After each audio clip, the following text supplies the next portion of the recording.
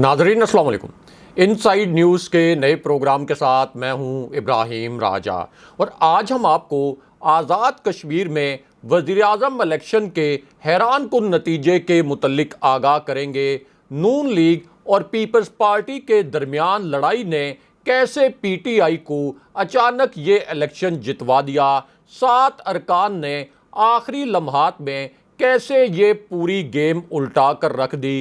PTI का जो forward block है और पीटीआई के जिन अरकान को लोटा बनाया गया, इन बागी अरकान के साथ और इन लोटे अरकान के साथ अचानक क्या हो गया।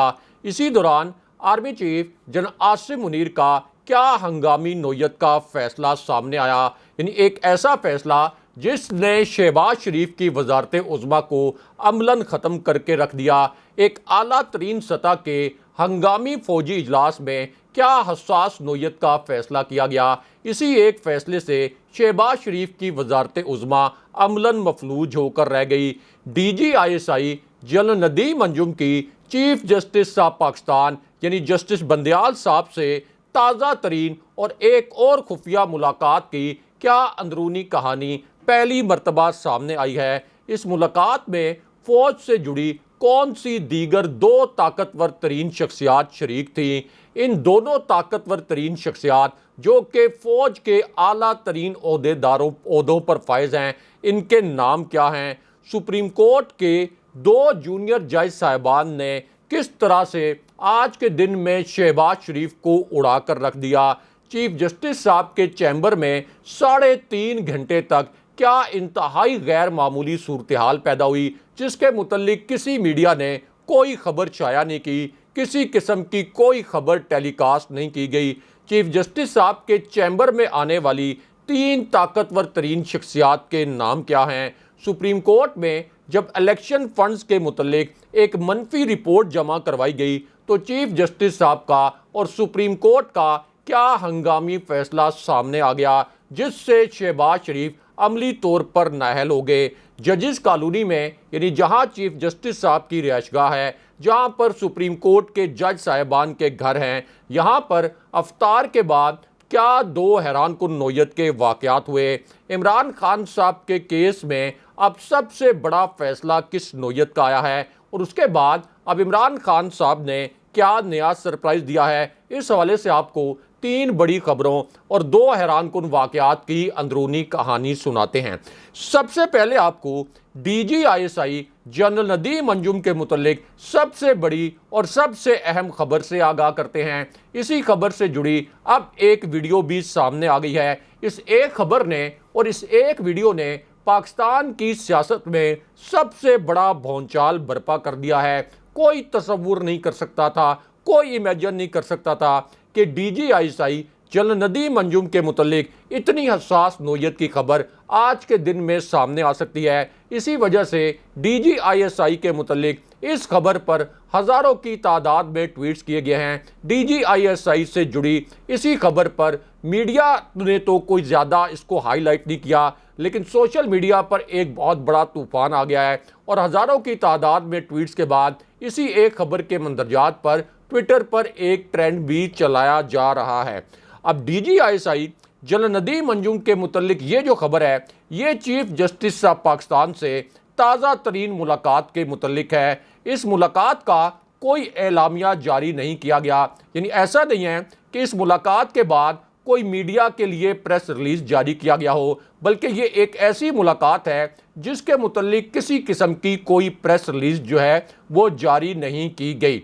अब ये जो मुलाकात हुई, जिसमें आप ये कह सकते हैं कि एक हंगामी मुलाकात, इसमें एक ऐसे मौके पर DGISI को चीफ जस्टिस साहब के पास जाना पड़ा जब इस सिसिलियन माफिया ने इलेक्शन कमीशन के अकाउंट में 21 अरब रुपए मुंतकिल करने से इनकार कर दिया। और फिर इसी पूरी सिचुएशन में DGISI और फौज से जुड़ी जो 2 ताकतवर तरीन शख्सियात हैं, इनकी चीफ जस्टिस साहब से अब एक ताज़ा तरीन मुलाकात हुई। इन दोनों ताकतवर तरीन शख्सियात के नाम भी आपको बताते हैं और इस मुलाकात की अंदरूनी कहानी के जो 3 नुकात सामने आए हैं, इन तीनों नुकात के मुतल्लिक भी आपको आगाह करते हैं। अब इस अंदरूनी कहानी का पहला नुक्ता यह है कि चीफ जस्टिस साहब को ISI की जानिब से एक हंगामी पैगाम भेजा गया। कुछ लोग ये भी कहते हैं कि ये एक SOS नोयत का पैगाम था। इस पैगाम में उन्हें बताया गया, यानी चीफ जस्टिस साहब को बताया गया कि DG ISI general Nadeem Anjum आपसे एक अहम नोयत की मुलाकात करना चाहते हैं। उसके बाद चीफ जस्टिस बंदयाल साहब की जानिब से ये पूछा गया कि ये मुलाकात किस सिलसिले में है। चीफ जस्टिस साहब को आगाह किया गया कि इस मुलाकात में सिर्फ DG ISI general Nadeem Anjum मौजूद नहीं होंगे, बल्कि फौज से जुड़ी 2 जो आला तरीन शख्सियात हैं वो भी इस मुलाकात में शरीक होंगी। ये पैगाम चीफ जस्टिस बंदयाल साहब को पहुंचाया गया। उसके बाद चीफ जस्टिस साहब ने यह पूछा कि अच्छा ये बताएं कि ये जो 2 मजीद शख्सियात हैं जिनका ताल्लुक फौज से है, ये कौन होंगी, इनके नाम क्या हैं। इस पर चीफ जस्टिस साहब को आगाह किया गया कि DG ISI general Nadeem Anjum के साथ DG MO और सेक्रेटरी दिफा भी मौजूद होंगे। लेकिन उसके बाद इस ताज़ा तरीन मुलाकात के लिए ये तय करना था कि ये जो मीटिंग है ये कहाँ होनी है, किस मकाम पर होनी है और इसकी टाइमिंग क्या होगी, क्योंकि एक तरफ बदतरीन अदालती बहरान और दूसरी जानिब ये जो हसास तरीन मीटिंग थी, इसकी टाइमिंग और इसकी मुलाकात के लिए जिस जगह का इंतखाब करना था ये बहुत अहम मामला था। अब अगर ये मुलाकात चीफ जस्टिस साहब के घर पर होती तो फिर ये एक बहुत बड़ा इशू खड़ा हो जाता, क्योंकि इस तरह की मुलाकातों की जो खबरें हैं ये कभी भी रुकती नहीं हैं। 2-4 दिन के बाद इस किस्म की मुलाकातों की खबरें भी ज़राए से बाहर आ जाती हैं। कोई एक फरीक अपने ज़राए से इस खबर को लीक कर देता है या फिर सहाफ़ी अपने ज़राए से इस किस्म की खबरों तक पहुँच जाते हैं। इसलिए अब फैसला ये किया गया कि ये जो ताज़ा तरीन मुलाकात है ये चीफ जस्टिस साहब के चैम्बर में होगी और इस मुलाकात का मकसद सूबाई और कौमी असेंबलियों के इलेक्शन पर बात करना था। लेकिन उसके बाद इस मामले में एक ड्रामाई मोड़ आ गया और वो कुछ हो गया जिसके मुतल्लिक कोई तसव्वुर नहीं कर सकता था। पाकिस्तान में कोई सोच भी नहीं सकता था कि अब इस किस्म की सूरत हाल पैदा हो सकती है DG ISI general Nadeem Anjum और चीफ जस्टिस साहब के हवाले से। अब ये ड्रामाई मोड़ एंड उस वक्त आया जब चीफ जस्टिस साहब को ये कन्वे कर दिया गया कि DG ISI, DG MO और सेक्रेटरी दिफा ने उनके साथ मुलाकात करनी है। तो चीफ जस्टिस साहब ने इस पर जवाबी पैगाम भेजा कि ठीक है, ये मुलाकात सुप्रीम कोर्ट में ही मेरे चैम्बर में होगी और मैं अकेला इस मुलाकात में मौजूद नहीं हूँगा, बल्कि मेरे साथ जस्टिस एजाजुल हसन और जस्टिस मुनीब अख्तर भी इस मुलाकात में मौजूद होंगे। इसका मतलब यह है कि वो पूरा 3 रुकनी बेंच जिसने आइन के तहत इलेक्शन बरवक्त कराने का फैसला दिया था, चीफ जस्टिस साहब ने ये पैगाम दिया कि ये पूरा 3 रुकनी बेंच जो है ये इस मुलाकात में मौजूद होगा। उसके बाद ये तय कर लिया गया कि ये मुलाकात चीफ जस्टिस साहब के चैम्बर में होगी और दोनों अतराफ से इस मुलाकात में 3 शख्सियात शरीक होंगी। अब ये जो मुलाकात है ये कोई 10-15 मिनट या 1 घंटा तक जारी नहीं रही। ये कोई मुख्तसर मुलाकात नहीं थी, इसका कोई एलामिया जारी नहीं किया गया। लेकिन ज़राए का ये कहना है कि ये मुलाकात 3.5 घंटे तक जारी रही। इस मुलाकात की अब 100% तस्दीक कर दी गई है। बज़ाहिर ये मुलाकात चीफ जस्टिस साहब को इलेक्शन के लिए सिक्योरिटी की फराहमी का जो मामला है, इस मामले पर ब्रीफिंग के लिए ये मुलाकात हुई। लेकिन मौजूदा आइनी बहरान में ये मुलाकात इंतहाई गैर मामूली है, इसलिए इस मुलाकात के हवाले से बड़े संगीन नोयत के सवालात भी खड़े किए गए हैं। लेकिन यहाँ पर army chief general Asim Munir के मुतलिक अलग से एक बड़ी और अहम नोयत की खबर आ गई। इसी खबर से जुड़ी अब एक वीडियो भी सामने आ गई। GHQ का एक ऐसा फैसला सामने आ गया जिसने शहबाज शरीफ को अमलन मुअत्तल कर दिया, जिसने शहबाज शरीफ की वजारत उज़्मा को अमलन मफलूज कर दिया। अब ये वीडियो और ये खबर एंड उस वक्त सामने आई जब सुप्रीम कोर्ट के 2 जूनियर जज साहिबान ने शहबाज शरीफ के साथ वो कुछ कर दिया आज के दिन में जिसके मुतल्लिक शहबाज शरीफ कभी इमेजिन नहीं कर सकते थे। शहबाज शरीफ कभी सोच भी नहीं सकते थे कि सुप्रीम कोर्ट के 2 जूनियर जज साहिबान उनके खिलाफ इस किस्म की तारीखी मज़ामत कर सकते हैं। और इस वाक़े के मुतल्लिक अब एक हैरानकुन किस्म की वीडियो भी सामने आ गई है। अब ये एक ऐसी वीडियो है और एक ऐसी खबर है जिसमें जनाब बाजवा का नाम भी आ गया है। वो जनाब बाजवा जो कि शरीफ ख़ानदान के मोहसिन हैं और जिस ख़ानदान को अदालतों ने करप्ट, इश्तहारी, सिसिलियन माफिया, मफरूर और पेशावर मुजरिम करार दिया था, इसी खानदान को जनाब बाजवा ने रजीम चेंज ऑपरेशन के बाद दोबारा से इक़्तिदार के मसनद पर बिठा दिया। अब ये जो दो जूनियर जज साहिबान हैं, ये इस वक्त आइन के साथ खड़े हैं। सुप्रीम कोर्ट में इस वक्त कुल मिलाकर 15 जज साहिबान हैं और इन दो जूनियर जजेस समेत 8 जज ऐसे हैं जो कि इस वक्त चीफ जस्टिस साहब के साथ और आइन के साथ खड़े हुए हैं।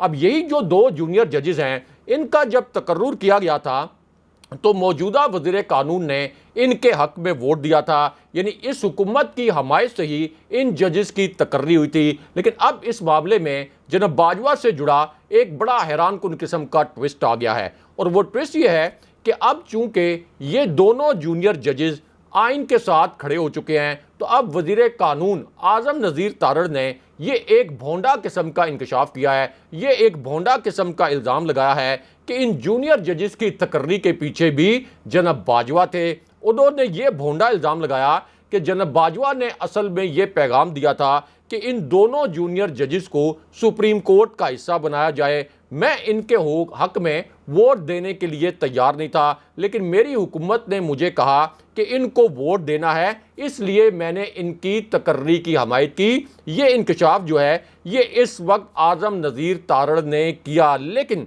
अब यहाँ पर आज़म नज़ीर तारड़ ने यह भी कहा कि जनाब बाजवा ने असल में ये गारंटी दी थी कि तनाव कम करने के लिए इस मामले को सुलझाएं। अब अव्वल तो ये एक बड़ा भोंडा किस्म का जवाब है, लेकिन अगर इस जवाब को दुरुस्त भी मान लिया जाए तो इससे साबित हो गया कि जनाब बाजवा मुकम्मल तौर पर एक सियासी आर्मी चीफ थे और उनका ये दावा कि फ़ौज गैर सियासी हो गई थी या जनाब बाजवा न्यूट्रल हो गए थे, ये दावा मुकम्मल तौर पर गलत साबित हो गया। और इस इंकशाफ से भी साबित हो गया कि जनाब बाजवा पूरे तरीके से सियासत में मुलव्विस थे। लेकिन यहाँ पर आर्मी चीफ जनाब आसिम मुनीर के मुतल्लिक अलग से एक बड़ी और अहम नोयत की खबर आ गई। अब ये खबर एन उस वक्त आई जब सिसिलियन माफिया ने आज के दिन में एक तबाहकुन किस्म का ब्लंडर कर दिया और फिर सुप्रीम कोर्ट का इस ब्लंडर पर एक ऐसा फैसला आ गया जिसने शहबाज शरीफ को नहल कर दिया। इस ब्लंडर और इस फैसले के 3 नुकात आपको मुख्तसरन बताते हैं। ये आज की एक बड़ी ब्रेकिंग न्यूज़ है, एक ताज़ा तरीन खबर है। अब इस फैसले का पहला नुकता यह है कि इलेक्शन कमीशन ने फंड्स फराहम करने के लिए आज के दिन में सुप्रीम कोर्ट में अपनी रिपोर्ट जमा कराई। अब इस फैसले के दूसरे नुक्ते में यह बताया गया कि पंजाब में इलेक्शन के लिए फंड्स की फराहमी के हवाले से वजारत ख़जाना और स्टेट बैंक की जो रिपोर्ट है ये भी सुप्रीम कोर्ट में सबमिट करवा दी गई। इलेक्शन कमीशन ने सुप्रीम कोर्ट को ये बताया कि इलेक्शन के लिए हमें फंड्स नहीं मिल सके। इलेक्शन कमीशन ने अपनी रिपोर्ट में यह भी बताया कि स्टेट बैंक की जानिब से हमें रकम मुंतकिल नहीं की गई, यानी सुप्रीम कोर्ट के हुक्म के बावजूद इस इम्पोर्टेड हुकूमत ने 21 अरब रुपए इलेक्शन कमीशन के अकाउंट में मुंतकिल नहीं किए। लेकिन उसके बाद इस फैसले का चौथा नुकता शहबाज शरीफ को अमली तौर पर नहल कर गया, शहबाज शरीफ को अमली तौर पर बरतरफ कर गया। ये आज की एक बड़ी ब्रेकिंग न्यूज़ है, एक ताज़ा तरीन खबर है। अब इस फैसले के चौथे नुक्ते में यह बताया गया कि वजारत ख़जाना के हुकाम ने भी अपनी रिपोर्ट सुप्रीम कोर्ट में जमा कराई। ये रिपोर्ट सेक्रेटरी ख़जाना हामिद याकूब शेख ने जमा कराई और उसके बाद फिर सुप्रीम कोर्ट से और आप कह सकते हैं कि चीफ जस्टिस साहब की जानिब से एक ऐसा हंगामी हुक्मनामा आया जिसने शहबाज शरीफ को अमली तौर पर नायल कर दिया, जिससे शहबाज शरीफ अमली तौर पर बरतरफ हो गए। ये आज की एक बहुत बड़ी ब्रेकिंग न्यूज़ है, एक ताज़ा तरीन खबर है। इस फैसले के 2 नुकात आपको मुख्तसरन बताते हैं।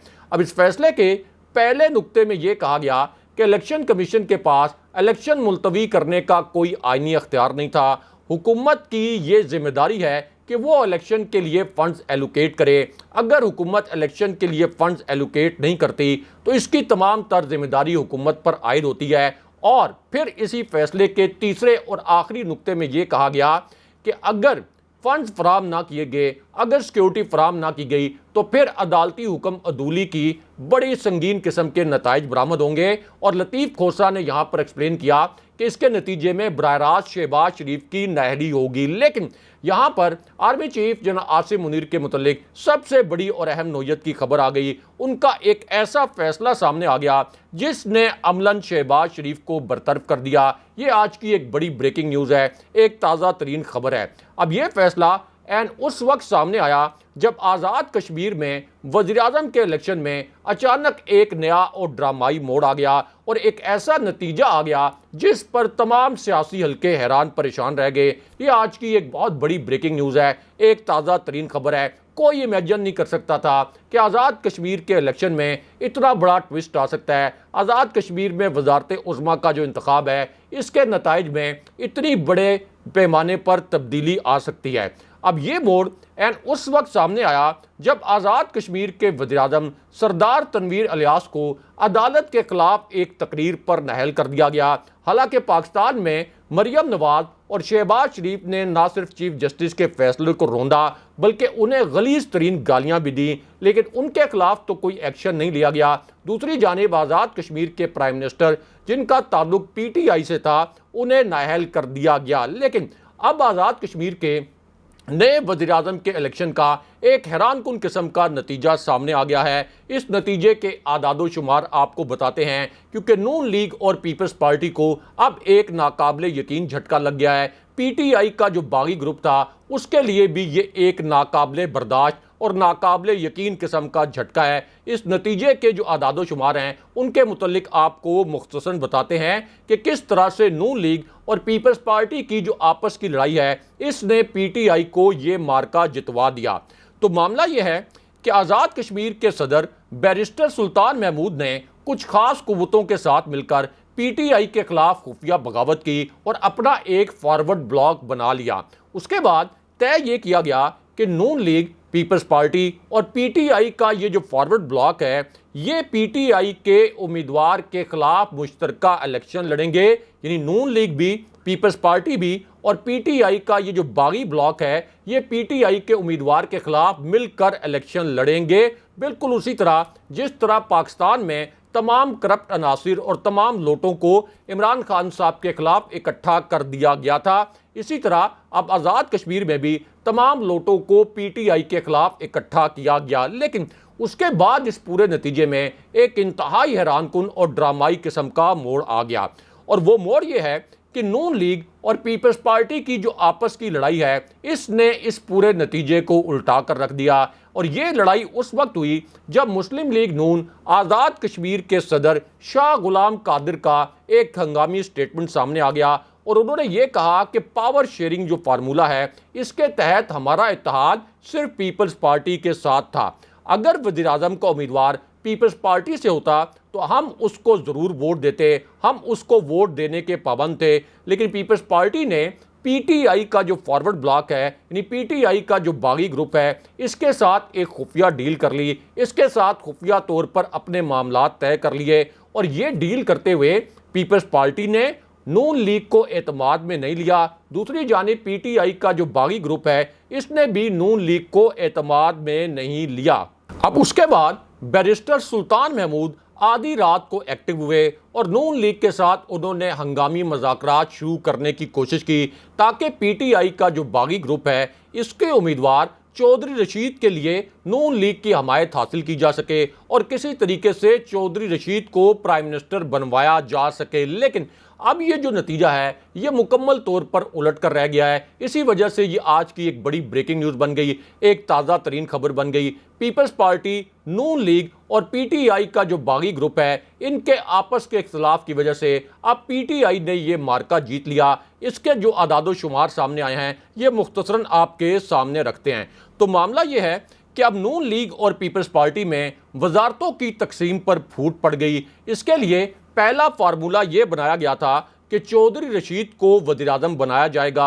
8 वजारतें ऐसी हैं जिनके मुतल्लिक ये डिसाइड किया गया कि ये वजारतें पीपल्स पार्टी को दी जाएंगी। उसके बाद ये डिसाइड किया गया कि 4 वजारतें ऐसी हैं जो कि नून लीग के हिस्से में आएंगी और 4 वजारतें PTI का जो फॉरवर्ड ब्लॉक है या PTI के जो बागी अरकान हैं, 4 वजारतें उनमें तकसीम की जाएंगी। बिल्कुल उसी तरह जैसे पाकिस्तान में PDM की 13 जमातों के अंदर वजारतों की बंदर बांट की गई थी। लेकिन अब इस पूरी सूरत हाल में एक बहुत बड़ा ट्विस्ट आया। अब ये ट्विस्ट उस वक्त आया जब साबिक वज़ीर-ए-आज़म राजा फारूक हैदर के मुतल्लिक ये पता चला कि उनको इक़्तिदार में किसी किस्म का कोई हिस्सा नहीं दिया जाएगा। लेकिन दूसरी जानिब नून लीग अब तक इस फार्मूले पर रजामंद नहीं हुई और ये जो पूरा इत्तेहाद है ये अब तक 26 नशिस्तों तक महदूद है। और इस पूरी सिचुएशन में अब जो स्पीकर का वोट था यह फैसला कुन साबित हो सकता था। इन स्पीकर के वोट पर यह फैसला होना था कि कौन प्राइम मिनिस्टर बनेगा। लेकिन